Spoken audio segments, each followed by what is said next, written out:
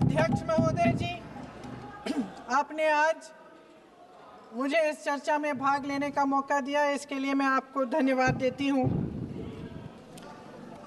आज जिस विषय पे हम चर्चा कर रहे हैं वह केवल एक विषय नहीं है, भारत की आत्मा का एक हिस्सा है।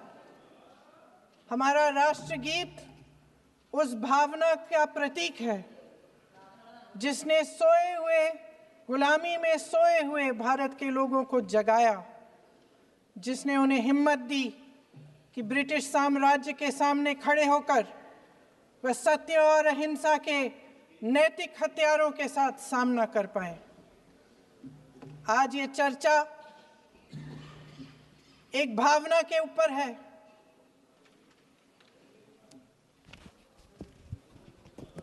और जब हम वंदे मातरम का नाम लेते हैं तो वही भावना हमारे दिल में उजागर होती है।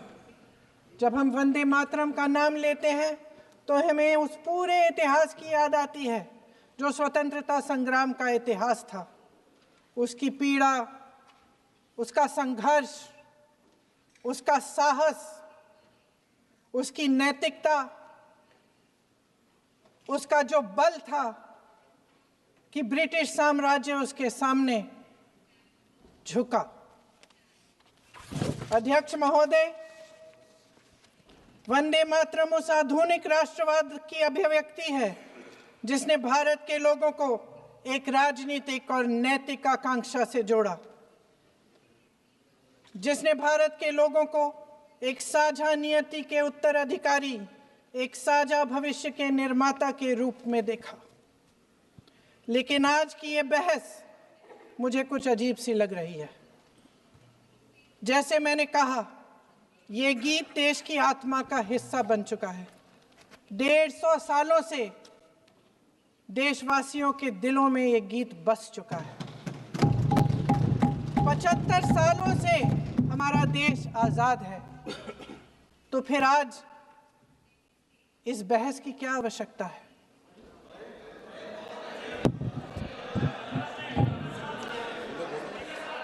हमारा यहाँ मकसद क्या है?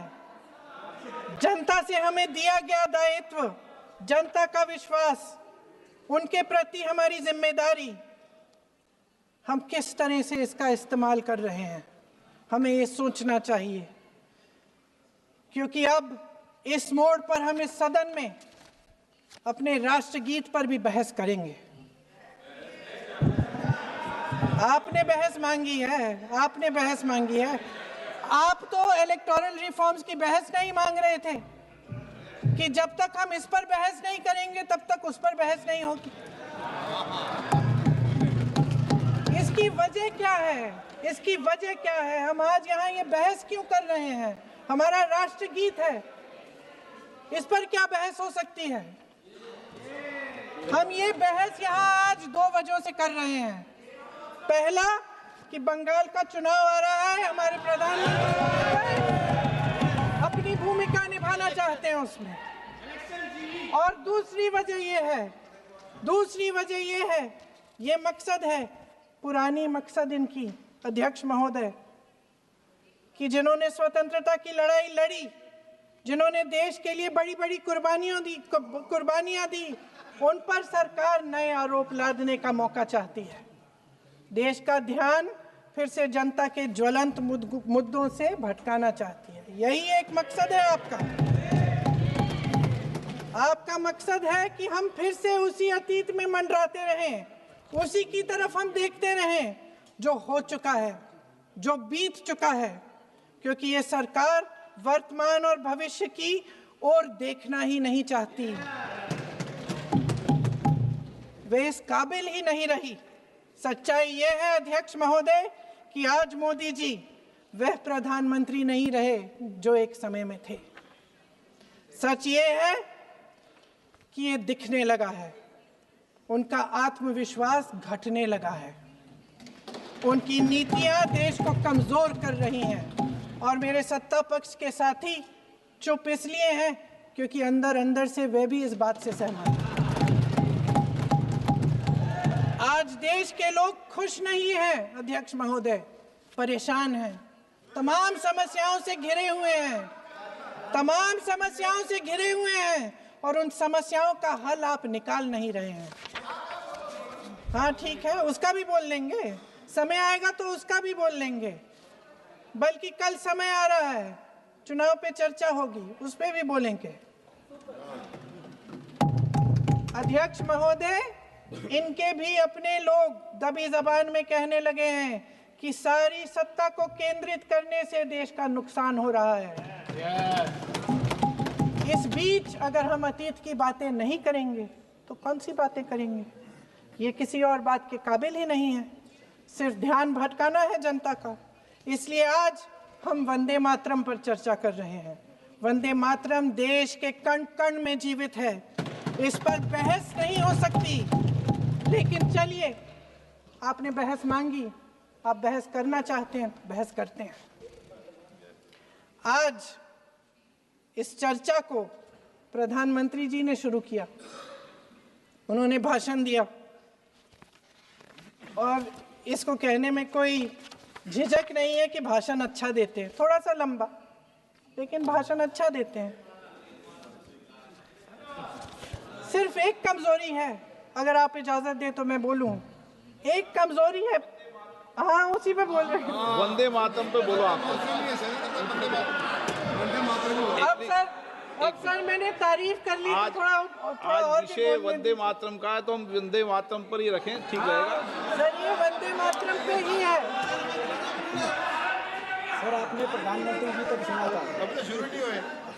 सर भाषण बहुत अच्छा देते हैं, लेकिन तथ्यों के मामले में कमजोर पड़ जाते हैं, बहुत कमजोर। इसमें भी एक कला होती है कि तथ्यों को किस तरह से जनता के सामने रखा जाए।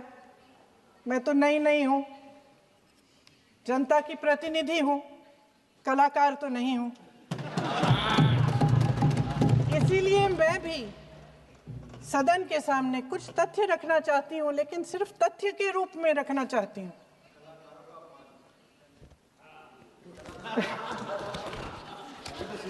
मैं उदाहरण दूं,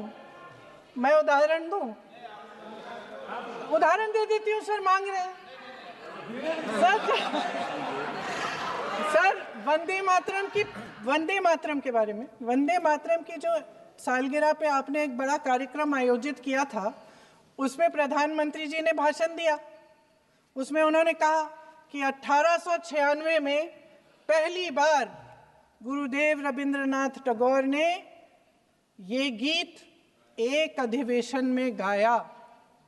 उन्होंने ये नहीं बताया कि कौन सा अधिवेशन था, महासभा, हिंदू महासभा का अधिवेशन था, आरएसएस का अधिवेशन था। किस बात से कतरा रहे थे कि ये कांग्रेस का अधिवेशन था? और उदाहरण दूं कि मैं अपना भाषण जारी रखूं? दे रही हूं। जो वंदे मातरम की जो क्रोनोलॉजी है वो भी आप समझिए, जो असली क्रोनोलॉजी है। 1875 में महाकवि बंकिम चंद्र चट्टोपाध्याय ने इस गीत के पहले दो अंतरे लिखे, जो आज हमारे राष्ट्रगीत घोषित हुए हैं, मतलब जो घोषित हुए थे और जिसको हम आज अपना राष्ट्रगीत कहलाते हैं। ये पहले दो अंतरे लिखे। 1882 में 7 साल बाद उनका एक उपन्यास प्रकाशित हुआ, आनंद मठ। उस उपन्यास में यही कविता उन्होंने प्रकाशित की, लेकिन इसमें 4 अंतरे जोड़ दिए। 1896 में कांग्रेस के अधिवेशन में गुरुदेव रविंद्रनाथ टैगोर ने पहली बार ये गीत गाया। 1905 में बंगाल के विभाजन के खिलाफ आंदोलन के समय वंदे मातरम जनता की एकता की गुहार बनकर गली गली से उठा। गुरुदेव रविंद्रनाथ टैगोर जैसे महान स्वतंत्रता सेनानी इस गीत को खुद गाते हुए बंगाल की सड़कों पर उतरे। विद्यार्थियों से लेकर किसानों तक, व्यापारियों से लेकर वकीलों तक हर कोई ये गीत गाने लगा। इस गीत की शक्ति को समझिए। ब्रिटिश साम्राज्य इसको सुनकर कांपता था और हमारे देशवासी इसको सुनकर वे मन बनाते थे, वे हिम्मत बनाते थे कि इस भयंकर साम्राज्य के खिलाफ सत्य और अहिंसा के नैतिक हथियारों को लेकर शहीद होने की तैयारी करते थे। ये गीत मातृभूमि के लिए मर मिटने की भावना को जगाता है। इस गीत की शक्ति ये है, इस गीत का हमारे देश से जुड़ाव ये है। लेकिन 1930 के दशक में हमारे देश में जब सांप्रदायिक राजनीति उभरी, तब ये गीत विवादित होने लगा। 1937 में, अब ये मैं दूसरा उदाहरण देने वाली हूँ क्योंकि प्रधानमंत्री जी ने अपने भाषण में इसका उल्लेख किया और गलत किया, इसीलिए मैं इसके जो सच्चे जो तथ्य हैं वो आपके सामने रख रही हूँ।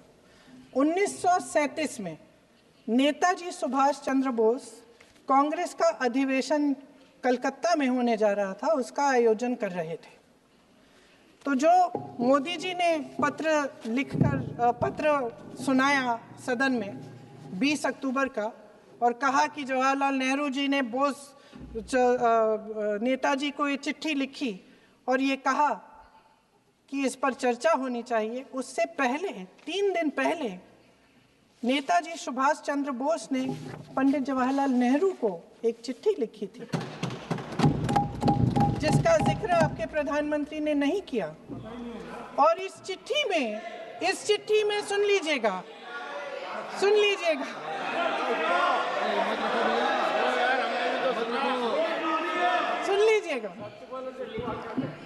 आप नेताजी के लफ्ज नहीं सुनना चाहते? बंगाल का चुनाव आ रहा है।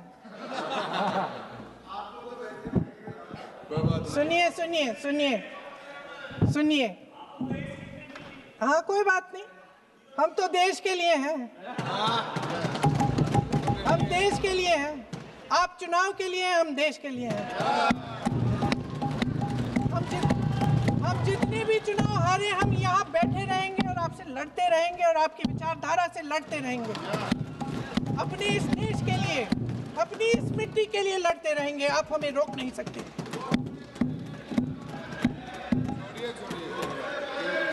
सुन लीजिए सुभाष चंद्र बोस जी ने क्या कहा, सुन लीजिए। My dear Jawahar, reference Vande Mataram.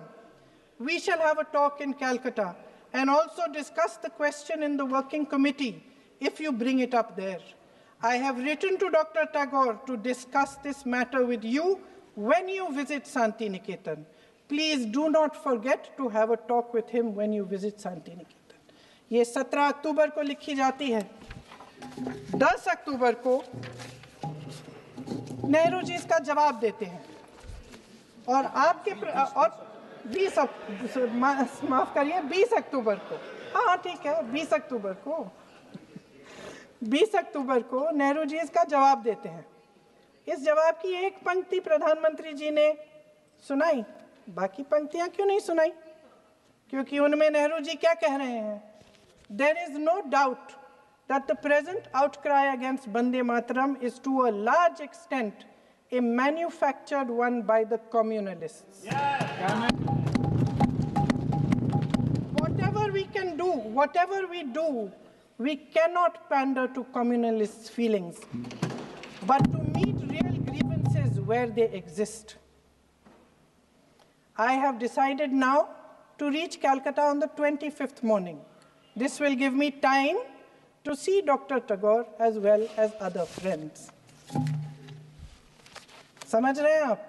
प्रधान चुप है तो समझ ही गए होंगे। फिर क्या होता है? फिर नेहरू जी कलकत्ता जाते हैं और गुरुदेव जी से मिलते हैं और उसके अगले दिन गुरुदेव जी एक चिट्ठी लिखते हैं जिसमें वो लिखते हैं, अंग्रेजी में चिट्ठी है, उसका एक अंश मैं आपको हिंदी में बता देती हूँ, जिसमें गुरुदेव जी कहते हैं कि जो 2 अंतरे हमेशा गाए जाते थे उनका महत्व इतना गहरा था कि उस हिस्से को कविता के शेष हिस्से तथा पुस्तक के उन अंशों से अलग करने में उन्हें कोई कठिनाई नहीं थी। उन्होंने ये कहा कि स्वतंत्रता संग्राम में हमेशा से वही दो अंतरे ही गाए जाते थे और उनको गाते हुए कुर्बानी देने वाले सैकड़ों शहीदों के सम्मान के लिए उन्हें ऐसे ही गाना उचित रहेगा। उन्होंने यह भी कहा कि बाद में जोड़े गए अंतरों का सांप्रदायिक मायना निकाला जा सकता है और उस समय के माहौल में उनका इस्तेमाल अनुचित होगा। इसके बाद 28 अक्टूबर 1937 में कांग्रेस की कार्य समिति ने अपने प्रस्ताव में वंदे मातरम को राष्ट्रगीत घोषित किया।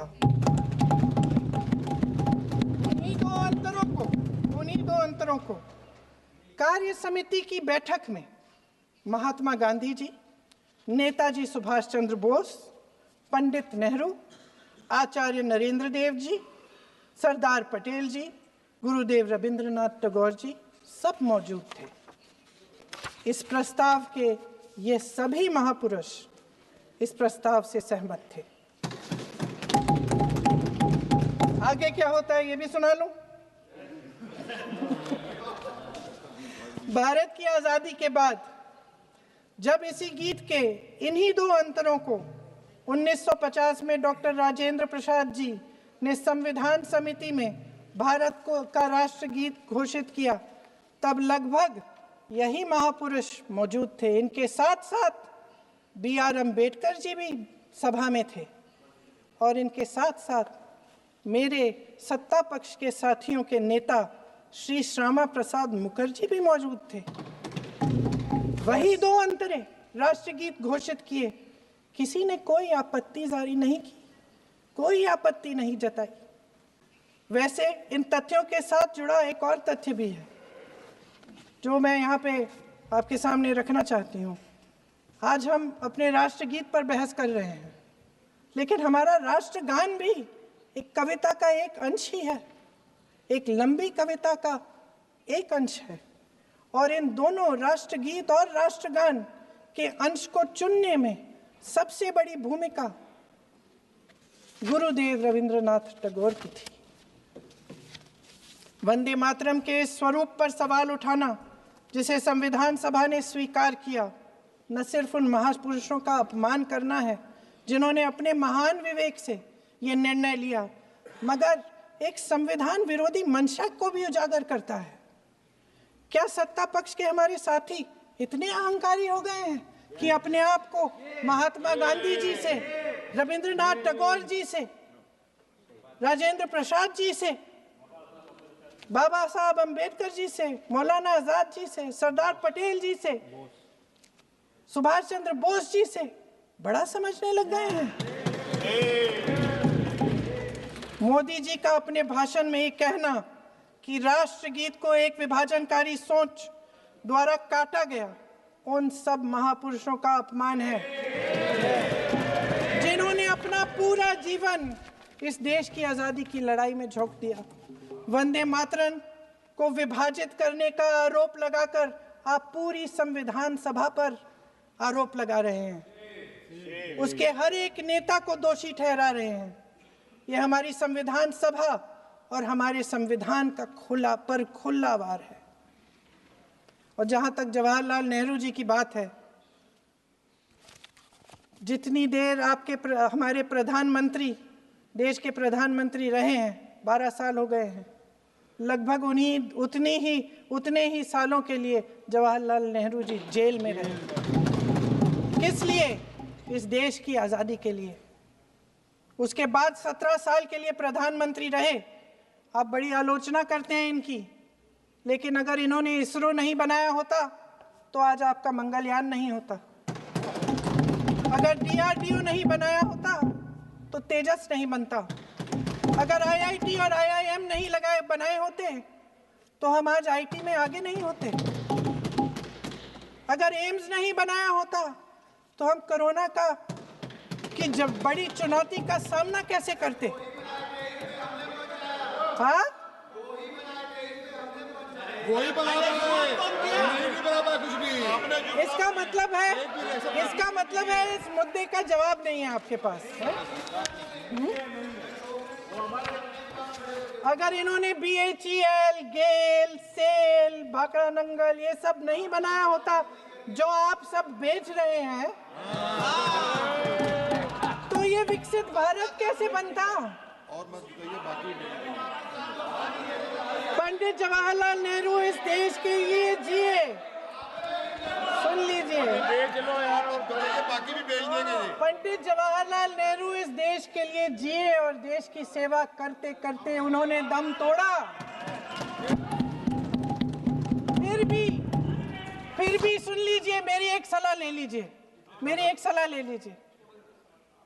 सर मैं आपको आपके माध्यम से सलाह दे रहे हैं, हम छोड़ना नहीं। सर मैं आपके माध्यम से एक सलाह दे देती हूँ। हमारे प्रधानमंत्री महोदय 12 सालों से इस सदन में हैं, मैं मात्र 12 महीनों से हूँ। फिर भी छोटी सी सलाह है। उन्होंने अभी हाल ही में चुनाव था, कुछ महीनों पहले उन्होंने एक सूची निकाली थी कि विपक्षी दलों ने और विपक्ष के नेताओं ने कितने अपमान किए हैं इनके, और उसमें शायद 90-99 ऐसे उन्होंने अपमानों की सूची बनाई थी। तो मैं उनको एक छोटी सलाह देना चाहती हूँ कि नेहरू जी से जितनी भी शिकायतें हैं, जितनी भी गलतियां उन्होंने की आपके जहन में, जितनी भी गालियां देनी है, जितना भी अपमान करना है, उसकी भी एक सूची बना दीजिए। नहीं, बात खत्म नहीं है। 999 अपमान, 9,999 अपमान, सूची बना दीजिए और फिर हम एक समय निर्धारित करते हैं। जैसे हमने 10 घंटे आज वंदे मातरम पर हमने बहस किया है ना, उस तरह से हम अध्यक्ष महोदय जी से पूछेंगे, एक समय निर्धारित करेंगे, 10 घंटे, 20 घंटे, 40 घंटे, जितने घंटों में आपकी ये शिकायत पूरी हो जाए, माननीय सदस्य आप तो आप शांत हो जाएं और हम बहस कर लेंगे। लेकिन इस सदन का कीमती समय, जिसके लिए हमें यहाँ पे जनता ने भेजा है, जैसे हमें जनता की समस्याओं को हल करने के लिए चर्चा करनी चाहिए, इस्तेमाल करना चाहिए, उसको AC के लिए इस्तेमाल करिए। उसके बाद जैसे अंग्रेजी में कहते हैं ना, जैसे अंग्रेजी में कहते हैं कि once and for all let's close the chapter, close कर लीजिए। देश सुन लेगा क्या क्या शिकायतें हैं, किसने क्या किया, इंदिरा जी ने क्या किया, राजीव जी ने क्या किया, परिवारवाद क्या होता है, नेहरू जी ने कौन सी गलतियां की, सुना लीजिए, फिर खत्म। उसके बाद बेरोजगारी, महंगाई, महिलाओं की समस्याएं, जो PMO में हो रहा है उसकी बातें, उसकी चर्चा, जो बेटिंग ऐप के बारे में हो रहा है PMO के अंदर, आप माननीय सदस्य प्लीज, जो एप्स्टीन फाइलों में बोलें। आपके मंत्री महोदय के नाम निकल आए हैं, माननीय उसकी चर्चा प्लीज, करेंगे। आप वंदे मातरम में बोले। आप इधर उधर डाइवर्ट मत हो।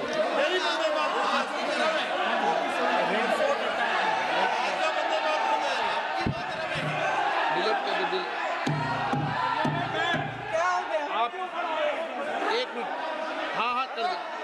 क्या हो गया? अंत में चिड़ी गए।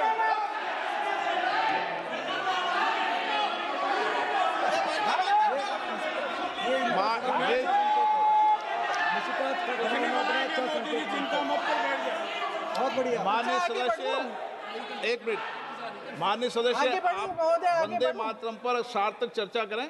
ठीक सर, इधर उधर सर, बात डाइवर्ट मत यही हो। थी सर, संक्षिप्त में बात यही थी कोई डाइवर्ट नहीं कि होना हम चाहिए अतीत अपन में को। बातें करते रहते हैं। माननीय सदस्य नहीं, आप बिना तथ्यों के कोई बात नहीं करें। आप वंदे मातरम पे बोले उचित रहेगा।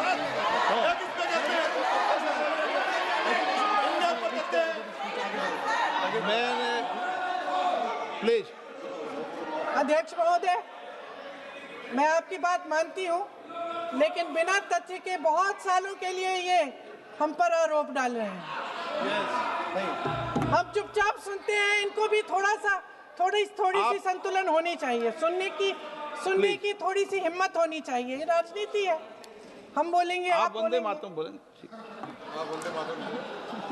वंदे मातरम सर।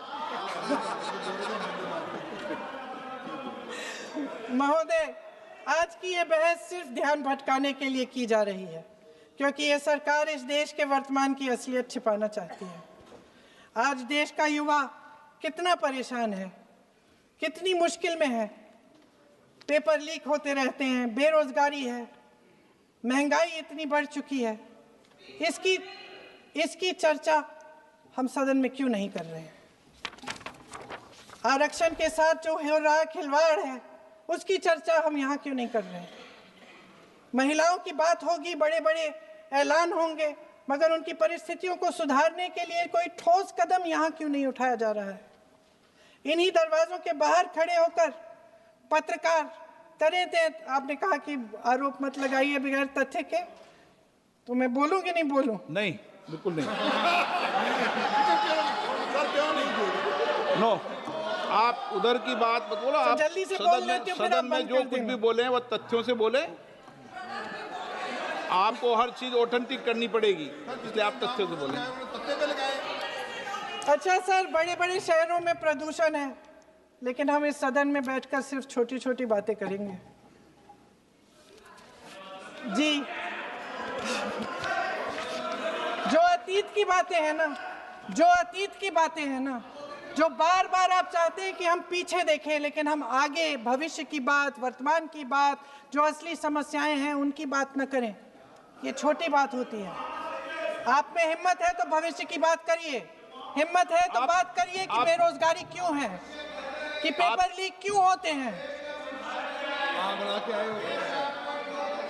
आप चेयर को एड्रेस करें। आपको अच्छा, खत्म कर लेती हूँ, चेयर के एड्रेस करो आप। अध्यक्ष महोदय जी, सच्चाई ये है कि इनका शासन दमन का शासन है। इनकी राजनीति दिखावे की राजनीति है, इवेंट मैनेजमेंट की राजनीति है, चुनाव से चुनाव तक राजनीति है, तरह तरह के ध्यान भटकाने वाले मुद्दों की राजनीति है। वंदे मातरम इस देश की उन्हीं उम्मीदों की गुहार है जिन्हें आपका शासन हर रोज ठुकरा रहा है। आज भी सरहद